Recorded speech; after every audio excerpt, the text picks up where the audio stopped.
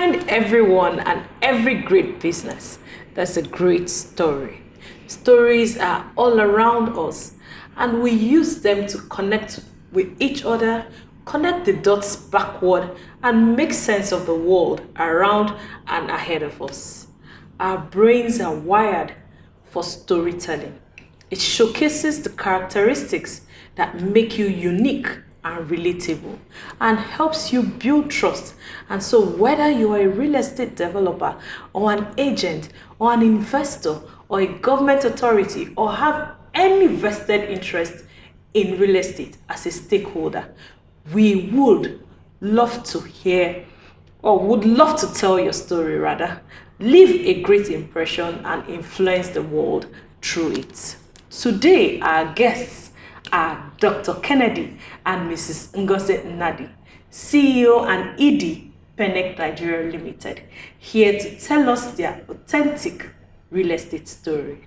Welcome, Dr. Kennedy and Mrs. Ngozi Nnadi, CEO and Executive Director, Pennec Nigeria Limited. Thank you very much. Thank you so much for joining us today on my real estate story talk show. I would like to first ask you to, take us through your journey in the real estate space. Why did you choose real estate? And when were you able to truly define the market you wanted to play in?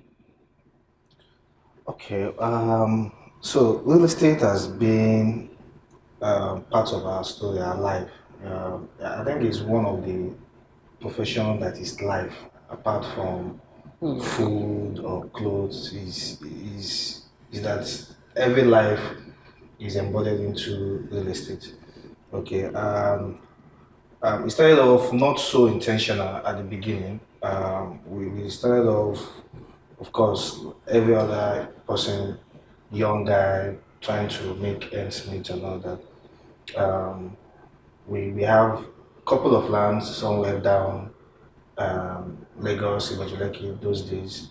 While we're doing our other business, AGO, sugar importation and all that.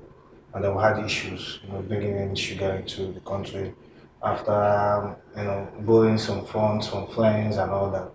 And then the issues we needed to sort out. So, the only way we could go back, is sell our land and then refund people.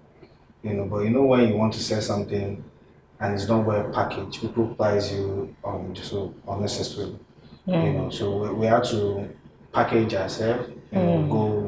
I went to a school of estate to understand fully what real estate is all about. Okay. From then I defined what exactly I want to do. Of course, real estate, residential, commercial, and all that, but I wanted to be part of people's life. And life is where you live, where you sleep, where you make your plans and all that. So we delved into the residential part, which of course we started from land selling, what we call land banking today. And that also is another process because we also start from sponsoring. Those days you have to sponsor a family or a community to get land, survey and all that, get a portion of it. So but that was how I started land banking, land selling, and today we are into the building of houses and all that. Oh, amazing. Yeah. So right now you do commercial or residential real estate? Still residential. Residential real estate. So if I listen to you, right, during the course of doing your other businesses, you put your money into real estate. So you took money out of your business, and you bought lands and you were banking them. Yes. And then when you had some issues, you fell back to those lands. And today it has become a career for you. And I also heard you saying you wanted to be a part of people's lives. And my Oga would always say that the minimum criteria for anyone to have a dream is a good roof over your head. And so that's the same sentiment, you shared. And that's why, you have decided to do residential real estate so that as much as possible you can contribute to people's lives and helping them have that dream. Sure. Amazing, amazing. Thank you so much. I think the next question I'd like to ask is, what are some of the major challenges you have experienced on this journey? Okay, so doing business anywhere is challenging, but doing in Nigeria is more challenging. Exactly. So doing in Nigeria is more. There's a lot. Tell me about it. There's a lot. Everybody talk about government, and I try not to talk about government most times. But I mean, since you've asked this question, is the challenge that we have in the country. Okay, most of us developers, you go into a place, get this land, and you're developing.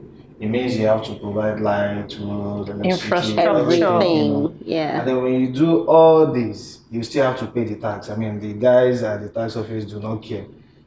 So the challenge is, how do I do all that, provide all that, and still pay the tax as if, government have done everything. So that is just part of them. That's one of the challenges. Other challenges are, of course, the human being that you get engaged with. Managing people. To manage these guys, so you also have to be at the top. So let's nail now. Yeah. So are we talking about Omonile or staff or the subscribers, or who are you talking about now? So it cut across all of them. Omonile, all stakeholders. They are stakeholders. The Omoniles, the staff, the human beings, the clients. So everybody are caught. And I understand, because most people do not really know the vision fully. Omonile do not care. They don't know what you're driving at. Okay, so they come to you, and all that. Things are a bit changing now. In those days, it's difficult to talk to them. Now you can talk to them. You can even direct their lives. Most of them don't really have that direction. So you have to tell them, you can do this, you can do that, and all that. And bring them into your business. I try to bring them, every community that we find ourselves. We bring them into the business. I would rather give them one thing to supply and all that. Amazing. Good. Than just being on the road and all that. Yeah, and then more challenges, the staff that you get. Okay, well, you have to train. Push things to them every now and then. And they're always leaving. Of course, yeah. So, but you keep training, because you need to have good staff.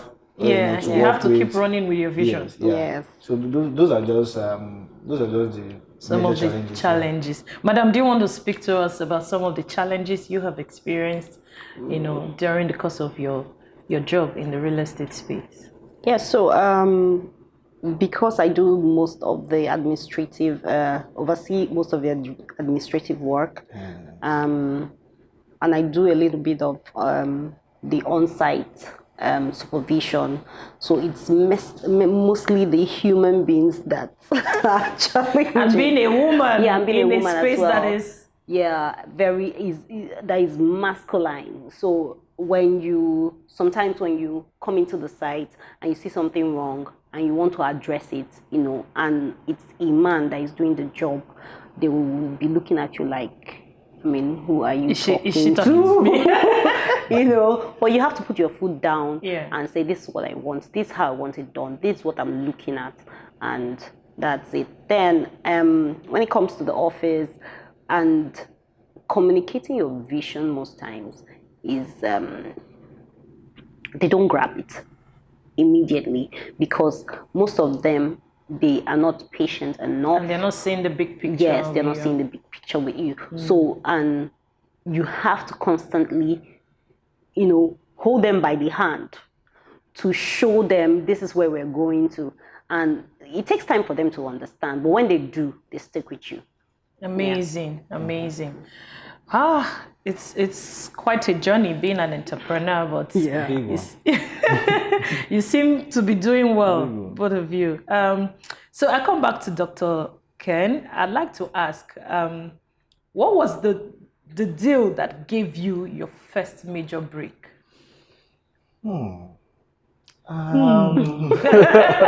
Okay, so our case is a bit different. We can't really place a particular deal. You know, we are not that kind of one that just have one big deal breaker. One, you know, it was just the trickles and It the was consistency and all Yeah. those stuff. No, I can't place my mind. Can you? Not really. There wasn't really I can't really someone place, you know, maybe. my So, you mind know, on- money initially you were anyway. doing the land sale.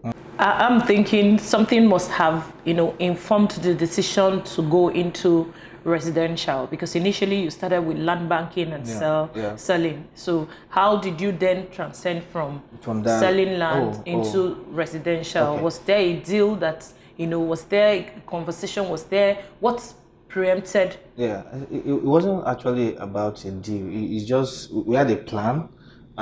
Then we had 5, 10, 20 years plan and all that. That this is what we want to do from year one to certain time, you know. And then we divided it. We made it into 3 parts, which is, I mean, the investment, which is the land banking, and then the development, which is what we're doing now, the houses that we're building and all that.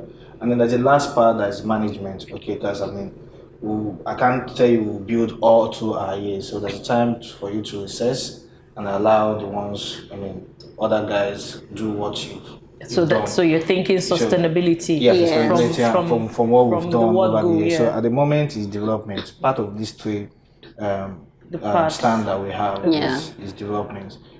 We built capacity over the years to our 7th year thereabout. 6th, 7th year thereabout. Oh, amazing. That's what I'm saying. We were going into the building of the houses. It was just on time because we build capacity, we assemble all the engineers, guys that you've known over the years, you've watched them go also, and then everybody is into what we're doing now, and then it's now a formidable team that we have. Amazing. Well done, guys.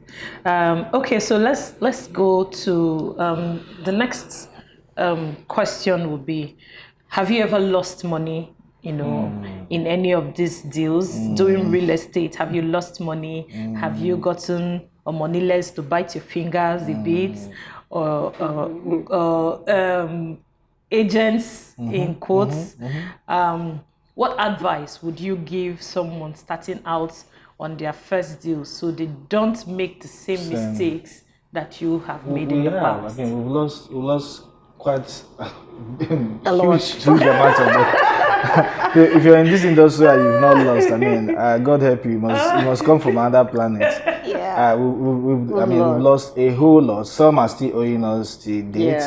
And it's just part of what you see on this journey, and is what do you learn from it. Okay, so then it was out of excitement, you know, as very, very young, you want to go into a particular project, you're excited about it, and huge risk appetite. Yes, with everything invested, capital and all that, you know.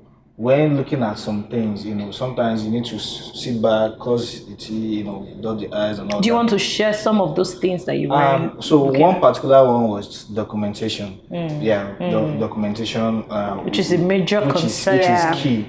We didn't even look that part. We just said, we trusted this guy and all that. For a particular deal. For a particular, and it was huge, huge. I mean, I'm not sure that guy can till date pay us back the entire money. You know, but we just took it as part of what, you know, we paid for the land and got to know that there's no title. Was back. There's no title, and then we got people committed to it, you know, and we had to now, out of, you know, making sure that clients are happy and maintaining your brand integrity, yes. So we don't have any issue, you know, with anybody. So we have to get some other place and make sure. How far back? This was like our 4th year, 3rd year. So it's strange. So you were still teaching. Even at that 3rd, 4th year, you would think that you would know all that by then, but we had that and we are off it now. Okay. Now, if you don't have what you should have, the title, we don't even talk to you. So how do you go up? Because, you know, when people bring deals to you, land deals, they come with some kind of documentation. How do you, meticulously check the authenticity of these title documents? Because at the end of the day, it's one of the major concerns that we have in the real estate space. A lot of people will come with, these sweet, juicy deals. How do you ensure that you don't get your finger burnt, for someone who is just coming into the space? So is do the right thing. First of all, your search, the documentation, who is checking it out for you? How do you check it out? So those are the things you have to be sure of the document. You need to trust your lawyers to do some work, and I will tell you, for sometimes I just tell you, I don't worry, I trust this person.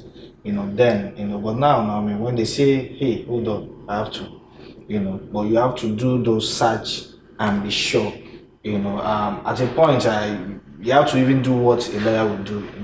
After vetting, you also have to vet on your own. On your own, to be sure. Because I've seen cases where they will point to somewhere and give you documentation. It's actually there, and then when it's time for you to take possession, story begins to change. So how do you manage that? Because already you've parted with value. So they're not just lawyers that do this vetting. Okay, so you have the lawyers, you have the surveyor again to be sure, and then you have what we call this little street sense that you need to apply. Lawyers may not be able to go over the place and ask questions and all that, but you have to. If you can't do it, you have to trust someone to go ask the little questions that matters. Who has this? Are you sure of this? So that's actually sniffing on the unwillingness. You have to actually. The truth will come out. You will get someone to tell you this is real, this is not. Okay, coming over to you now, Mrs. Pennick. I like to call her Mrs. Pennick. How do you handle the pressures of meeting targets? Money has to come in, for life to balance, for work, for house. When there's no money, there are bodies somehow. That's at true. home. Yes. Not to talk of when you have to deal with both house. There's no money. I know. So when you're not working with your partner, it's a bit different. Yes. When they have stress at work, you can maybe just contribute in the conversation. Yes. But this one, you have to bear the burden with him. Plus the house burden too. So how do you manage to actually meet these targets and make sure that you strike a balance, at work and at home? Okay. The thing is, there's actually no balance. There's really no balance when it comes to working with your spouse and then trying to meet the targets in the office. And so most times when my sister say hard. You see, there's no balance. There's no balance. There's no balance. You have I want her to say it the way it is. Yes. Okay. No, go on. There's actually no balance, because when you don't meet the targets and we come home, it's like the stress follows you home. It follows you home, and you start talking about work again. How are we going to do this? Re-strategize. Do you think we should change something? Talking about it helps the person to even reduce stress. Okay. Because if you don't talk about it, somebody's carrying face. Somebody is now pacing around. What do we do? You're not even thinking about it. But you have to know how to manage both environments. So do you want to just tell us more how you are able to manage yours? Okay. So how can you give us, do you have an example you can give us?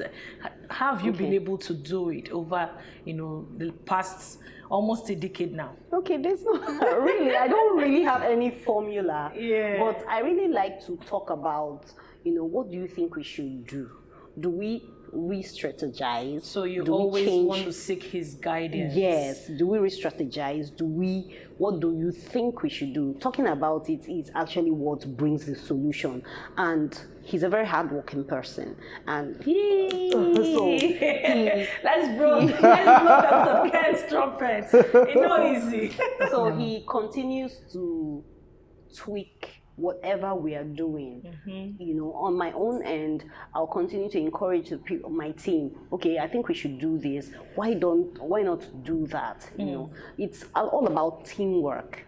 So we have to do it together, put our heads together to push the company forward. Amazing. I Let me add, she's more finicky, you know, she's the detailed person. I move more with speed, you know, and so many times it's the target, the timing. She is how you want to do it. She's more of how do you want to do it, the quality and all that. But mine is always the timing. So I think that complements. Both of us. Amazing. So both of you are complementing each other. Now, you know, when there's no money, there's pressure, especially on the man, because there are, you know, targets to meet. There are responsibilities that you have to, you know, take care of. There are deliverables that you have to meet. And then, of course, if you're doing in you know, the space where you are, if you have to, you know, do the payment system, payment option that allows clients to pay in bits, right? And then, of course, we have constant inflation here in Nigeria. So it's, you know, today you wake up, they tell you that sand has gone from 60-something thousand or 50-something thousand to 100-something thousand, you know, in just a space of 12 hours. And I know the pressure comes back to him. So I'm just trying to understand how you know, don't allow that pressure also consume you. You know, but then help him see the better and bigger picture, and then also manage, you know, making sure that your team works the double to complement. Not complement, to help, you know, bring in more sales, so to speak, and then of course reduce some of the tension that is in the office. So you always go back to the drawing board. So what do we do right now? You don't have to, you know, start a pity party. No, you have to, like, say, take the bull by the horn. What do we do next? How many buildings do we have to sell to make up to what we are currently experiencing, the inflation or the whatever we're experiencing at that point? What do we have to do next? Okay, we have to increase prices. Okay, we have to, you know, do this. We have to buy in bulk. You know, we have to. It's re-strategizing to complement to whatever situation you are facing at that point. Amazing. Well done, Mrs. Penneck. Okay, so I'd like to ask, going back to inflation and real estate. Honestly speaking, the last 36 months, so to speak, has been quite, you know, it has been quite intense, especially within the real estate space. How have you been able to, you know, cope through this period? You know, make sure that your vision doesn't die, you deliver to the clients, you keep the quality and the standard, and then of course with even management, because Diesel went from So how, as a developer, how have you been able to manage all this? First thing first is what are you trying to achieve? You know, the purpose, the vision, which is always the first thing you have in mind. When prices go up, of course, everybody is tempted to, you know, increase. You know, sometimes we do that. For some people, they have to even relate back to current and then pay more and all that. I don't know how many guys do it, but for us, we don't do that. And what has kept us is we promise to deliver this. So no matter the cost at that stage, you just do that. What that does is that there's a effect to that when you deliver even at a loss. I know that in business, I mean, it doesn't make business sense to say you made a loss, but sometimes we make that loss. Yeah, believing and hoping, of course, most times it comes back in good deed for us. People refer their friends, family, and all that because of what? To new projects. Projects. And I know it happens once once you set your purpose and vision right, so sometimes it doesn't matter if you lose, because losing or making not much gain is part of what you see in the journey. Okay, and I'm not sure all businessmen make gain every now and then. There must be time that you make some loss, you pick it up, you strategize, you arrange. With the common say, sometimes you win, sometimes you lose. Well, you just have to make sure that the win, is more. Yeah. Okay, thank you again. So let me get a bit more personal now. I'd like to ask. First of all, I love the fact that you're both wearing white. Whose idea was this? He's copying me. He copied me. I prepared my outfit the night before. And he saw you. And he saw it. And you left the house and he just So Dr. Ken, do you want to answer to that? Well, you just flow with. Do you have a stylist or she's your stylist? No, I don't. But she tried to put me up with something. Amazing. Aren't we just the best? Yeah, we are. I don't know what you guys do. You guys need to be more loyal. Loyalty. I want to understand this loyalty. What exactly do we need to do? I feel the world is more feminine. Now? Really? Yeah. Yes. Women feel that the world is masculine. No. You have. So it's at the back of our head. There's patriarchy. Okay, so let's. If you look at the facts, in a year you have about 3, 4, 5 days officially to celebrate women. Okay, so we should increase your own to make you feel like maybe 2. Maybe just 2. We only have 1 day to appreciate men. No, you have your Father's Day and then your birthdays. Yes. Oh. And sis, the truth is, when God made man in his image, right? It was the man first. Yeah. Before they took out the rib to make the woman. They took out something. From you. We just came and we sprung up. Okay. You guys are still in charge, so to speak. So you know when the and God still gave you people charge. The newest car is more fitted and all that. The old ones, like God created us first. So I feel God, after creating us, He added more features. He added more features to you. Honda bullets. A lot of stuff. Yeah. So you guys can do a lot of things at the same time. We can multitask. Yeah. Oh, that's why he's envying us. Oh, I see where you're going. Can you imagine? The one thing that we have. I wasn't even thinking about that. So I feel. I feel that's why. Because we can multitask, it will make us not be loyal. Maybe that sometimes gets to the head. Okay. The thing is that we are saying that we are good at what we do, and that we are very resourceful. I know you can use those terms. No problem. Are you saying that it threatens you? No. I'm only saying that the world people should. Something happens to women, and if it happens to men, it's different for you guys. That's because you're a man now. You will blow it out of proportion. That's because you're a man. But men, I think you need to celebrate men more. We see and carry more things too. What do you carry? Is it the pregnancy or the? Well, we carry. We carry housework. We carry your children. We carry you. We carry the home. We also carry your business. You only carry. I can't win this war. So I can't win this. But I found out what I think. I think with the world. This loyalty. Yeah. Okay. Mrs. Ng, we are going to go and call the association of other women and say that doctor is advocating for more loyalty and is stemming from the fact that we can multitask and do a lot of things that they cannot do. And so they are feeling that very soon it would they will push them out. Yes. But I don't know, we're not technology that used to just spiral and innovate. Let's come back. Oh, amazing though. Thank you. Loyalty. Thank you. Noted. We're listening.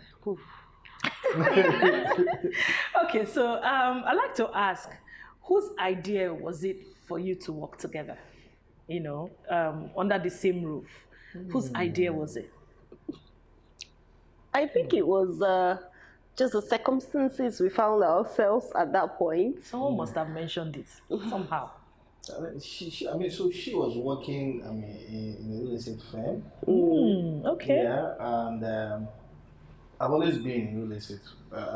So it may not be officially then, but I've always, I bought my first property in Abuja even as A copper, a copper, so I've always been in and out, So I picked something. I have always been in real estate. Yeah. You bought your first property even as a copper. Yeah. And you eventually when that property became of value to you, what And it's not as if it's big, it's the fact that sometimes when I say I bought the first in Abuja, people think it's one big massive money, just 150, 200,000 land and all that. But at that point, at that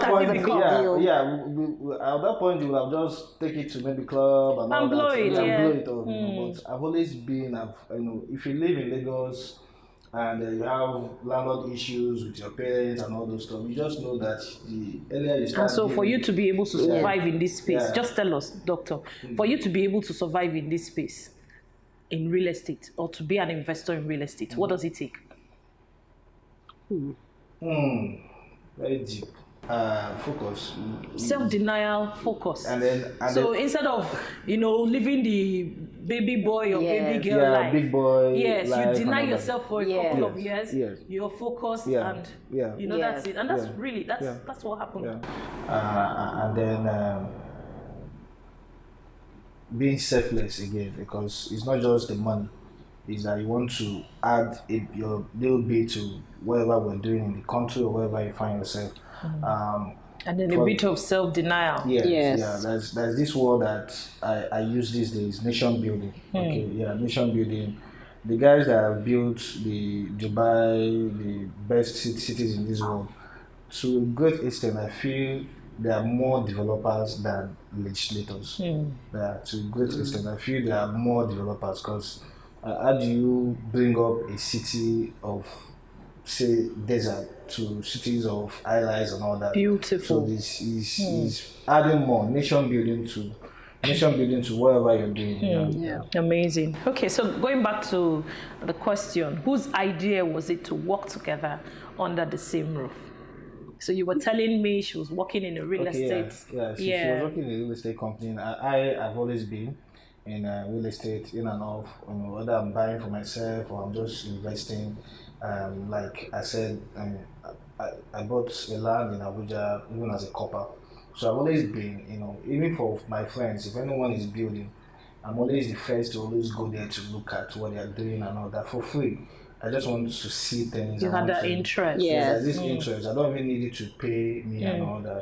So I just want to see whatever you're doing. So and then she has been working in a real estate company at a point where we tried to establish, and I think we just clicked. I can't remember. Yeah, we. I can't remember if. We didn't really. I didn't want to stay at home, and I had to quit my job, and and then we found ourselves trying to, we had got married, trying to have a child, getting a bad doctor's report. When you're working for somebody, you can't always leave and go to the doctors all the time. Yeah. And so at that point, so I had to you had to decide. leave your job because you needed time to also pay attention to the baby, trying to home front, and trying to have a baby, have a baby, and then him going into real estate, was convenient. So you could work from home. Yes, was convenient. So I can work from home and all that.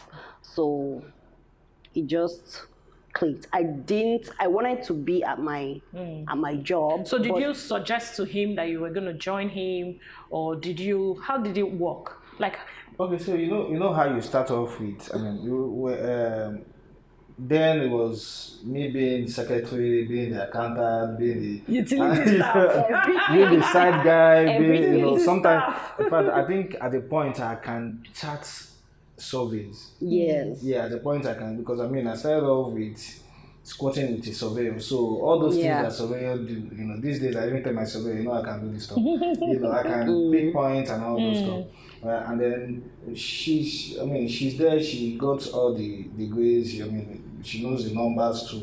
So we just talk and say, hey, let's do this together. I'm not sure there's a point I said come and join. Yeah. But just because we're discussing everything together, is every time I go and come back, everything we take decision together. So when it's time to set out fully, myself being secretary, I had to now take off that secretary part. Give her. You have to shed some of the utility. Yeah, I shared those ones, the accountant part, give her all that. I mean, the salesperson, and then I became the side guy. Oh, amazing. Yeah. Okay, so how long have you been working together now? You said about 9 years. 9 years. Yeah, Yes, 9 years. years. 10 years officially. Oh, wow. Did you have fears when you left and you were home trying to first sort out, having your baby, and then having to now join Oga? Did you have fears? Did you worry that one day he would just wake up and say, "Don't come to work again. I don't want to see you there"? When he gets angry, the day he gets angry, he'll be like, "I beg, let me just go and face my business." Yeah. Do you understand? Yes. That time it becomes my business. Yes. I had one of those fears. momentary. Yeah, a lot of fears. Like when you're already comfortable at your work, job, your job, your workplace, you know what you're expecting, Millions. and you know what you can do, and you're coming to start afresh. You're coming to start In an uncertain, you're so uncertain. I mean, in an uncertain right now, condition, it's like someone that is selling bread. You're already selling bread, and then someone says, "Come and sell flour with me." I mean, excuse me. It's a very uncertain. Yes, you space. you don't know how it's going to be. And then Now this you're now already being your spouse. Yes, being your spouse. Because you can wake up and say, "Don't come to work." Yeah, and then you came from structure to no structure. no structure. It's a lot of leap. You have to just believe, have faith. There were so many fears. It came from any salary to not any salary. So believing in God. Believe it, yeah. So now do you earn salary? Yes, of. So how were you able to deal with these fears?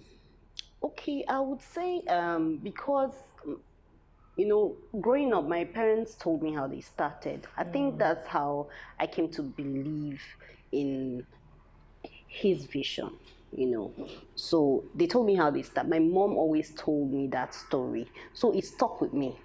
So I think that's more reason why it was easy for me to even get married to him, and it was easy for me to go into business with him. They started from nothing, and they became wealthy and were comfortable at some point in their lives. And they did it together. Yes, and they did it together, and they did it well. So I had that at the back of my mind, and when we were starting together, I was like, okay, because I've been in an office space before and I've seen how things Structure works. Yes, structure worked. So I just started putting things in place when I joined him, and then it just amazing. So let's ask you the same question, Dr. Yes, Ken. Did you have fears with your wife working with you? Of course, but the fears are about what is next. Where is the next meal coming from and all that for an entrepreneur,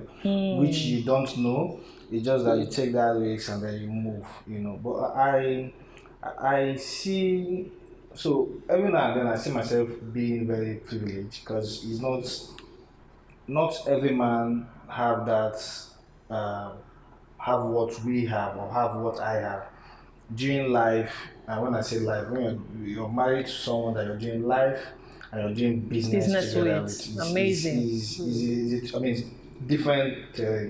Ball game People, entirely. I know many couples that can't work together. So I'm going to come to that.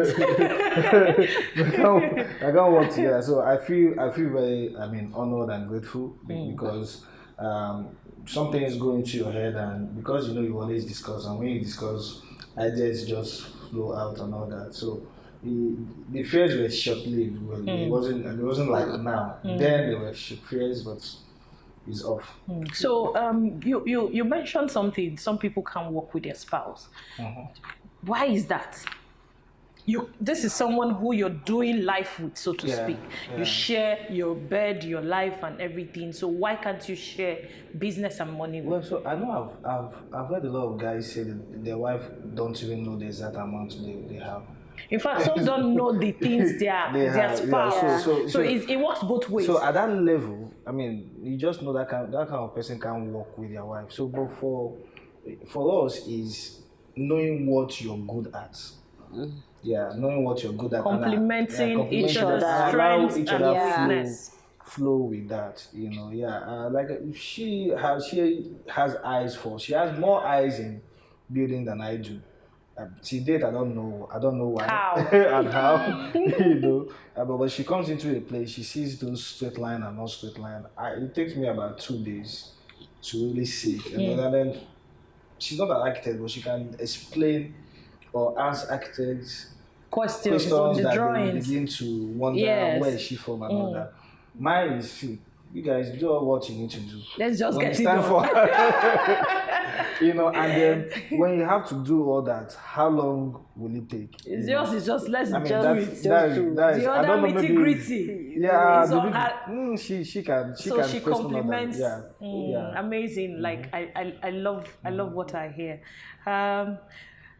I think I'm just going to ask you guys the very last question. Okay. Maybe we can extend it if we decide to.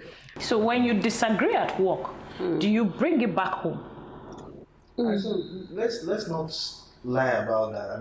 For anyone that works with their spouse, everything still goes back home.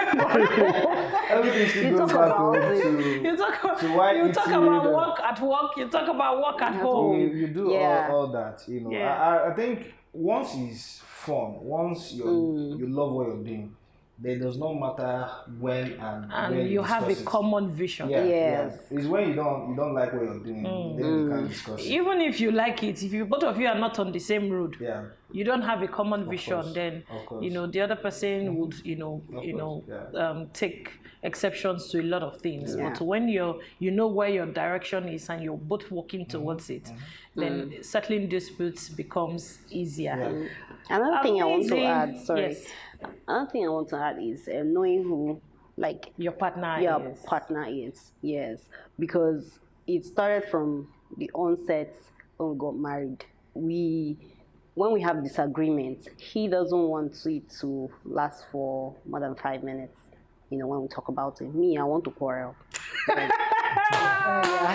quarrelers, women, you wear clothes, you wear mother, you wear cap on top of the quarrel. I want to tell you, I am right. I'm 100% right, and you have to see my point of view. I told you so. Yes, you have to see my point of view. But when I understood the kind of person he is, because it's taking strength from me to keep that quarrel a long time. I just need to move on. I tell people, I'm like, when you have a disagreement with your spouse, especially with the men, the next moment, if you just finish disagreeing in the office, let me just give you a typical example. We can just disagree in the office and you get in your car and go home. You have to go and deal with the kids. Let's God help you that day. Maybe your child had a bad day, or even 2 or 3 of them had bad days at school. So you have to sit and educate one on whatever that specific issue is, and then you go on to the next child, and you go on to the next child, and you have to plan, for the family. The guy will just enter his car and drive and go and meet boys. And they will take a few glasses and he will be cool. Yeah. Meanwhile, you are dealing with all that is All to the be kids dealt at with home. at the home front. Then you still be struggling and squeezing with the fact that he annoyed you in the office. The guy don't move on. He has moved on, and don't drink, he's they will very be fast. laughing. He's very fast at moving on. So I had to learn that. I had to learn it. So I tell people, I say, no need to be killing yourself. You don't have to. The guy go move Has on moved straight. on. You go there here, go there, squeeze yourself. Why are you denying yourself joy? And it really goes to show that no one can give you joy or happiness but you. It comes from you. Yeah. So if you're putting that responsibility on Dr. Ken, you're on your own. Yeah, I'm on my own. Completely. I'm on my own. So he moves on easily. I had to know. learn it so You have to learn fast. Even before we started working together. So I had to learn it very early in marriage. Amazing. So amazing. even when we disagree in the office, and I once I turn and come out of his office, I'm fine. I've moved on. If it's something that we disagree on, then he always tells me, well, what will it take from you? What will it take from you for us to try it out? Not even Let's even try try, it out. yes. Let's give it a out. shot. Let's give it a shot, yes. So we give it a shot. If it works, fine. If it doesn't work, we go back to my own strategy or my own idea, and then we move on. So Does he like it when you say, I told you so? he doesn't. I don't think any of them likes to hear. No. But sometimes we should just be adding that pepper. I know sometimes we'll still give those compliments. Yeah, sometimes. Right now, Because they don't want to hear I told you so. And I come and quickly tell you. yes. You said so. You said so, eh? Yeah. Oh, Yeah. thank you so much, Dr. and Mrs. Nnadi. I really appreciate your time here today. Thank you for sharing your Thank you story. for having us. Thank you for being so open. If we had more time, I would have, wanted our viewers to listen into that, your 3-part. You've done 1, you're in 2. How are you working towards that 3-part? But maybe someday we'll bring you back again to come and talk about it. Yeah. I really appreciate this. Thank you for bless having you. us. And thank you, Pennec family. You guys are doing amazing. Thank you so much. That criteria, minimum roof over any child's head, is what is going to give them that step to dream.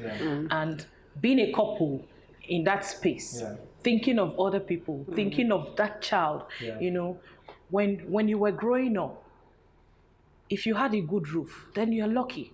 But then if you look at your environs and you pass through those, ghetto areas and you look at the children, you worry. You worry, and you worry. You like, what dream can this child have? What dream can that child have? And if we can't continue to contribute our parts, to give them that step, then our life of impact, would have, been achieved. We share the same faith, and we share the same faith, making greatness common is what we are taught, at the Elevation Church. And so it goes beyond going to church and reading the Bible, even coming down to our professional lives. We have to consistently make greatness common. And your profession, our profession, is giving us the room to do that. I appreciate your time today. Thank you so much for having us. I hope you had a great time. Yes, I've not spoken like this in a long I'm going to bring you back soon. Thank you. I'm going to bring you guys to come and talk about marriage. We'll leave work. You've got 10 years, so we'll come back and talk about marriage. How how it started, how it's going. There are people who every day, some will come and write on social media and say, it's scary. It truly is scary, but it depends on the decisions you take before you get into the marriage, and then the decisions you take in the course of the marriage. So you come and educate us, the upcoming, the young ones. Thank you again, Dr. Kennedy and Mrs. Ngozi Nnadi, my Penic Nigeria family, for making our time to be here and educate us or tell us your journey so far in the real estate industry. It's been an amazing time, and for everyone who follows and watches these videos, you get to learn, you get to experience, you grow in one way or the other. And the whole idea is to make sure advocacy doesn't go out of fashion. It's making sure that we're able to reach one by teaching one, and then of course we'll make the world a better place. Don't forget to like, share, follow, or subscribe, and tell your friends to tell their friends, their neighbors, and everyone in your community. Thank you so much.